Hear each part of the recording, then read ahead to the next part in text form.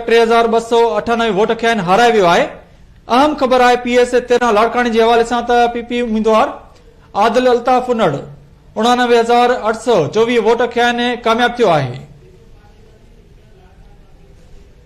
People's party वधीक हिक लाड़काणी मां सीट खटी वरती आहे। हिन वक़्त ज़िक्र कयूं पिया पीएस 13 लाड़काणी जे हवाले सां त पीपी उम्मीदवार आदिल अल्ताफ उनड़ 89,824 वोट खणी कामयाब थियो आहे। जेयूआईएफ जे नसीर मोहम्मद 3,298 वोट खे हाराए वियो आहे।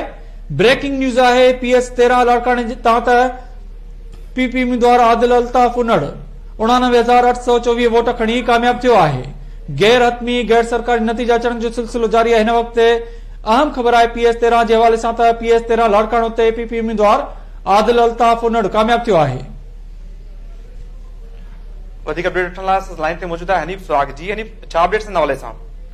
जी बिल्कुल, लाड़काणे जिले जे पीएस जेको 12 आहे जिते पीपुल्स पार्टी जो उम्मीदवार आदिल अल्ताफ उनड़ उहो जेको 99,824 वोट खणी कामयाब थी वियो आहे।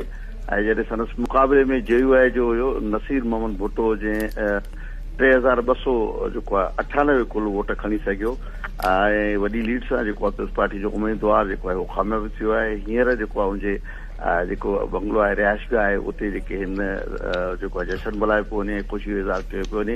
ऐं हिन वक़्तु लाड़काणे ज़िले जे मुख़्तलिफ़ जेके पोलिंग स्टेशन आहिनि जंहिंमें 2 क़ौमी ऐं 4 सूबाई उन्हनि ते रिज़ल्ट जेको अचण वारो सिलसिलो बि हलंदो आहे, जारी आहे। जी वॾी महिरबानी हनीफ अपडेट ॾियण लाइ। ज़िक्र कयूं पिया पीएस 13 लाड़काणो जे हवाले सां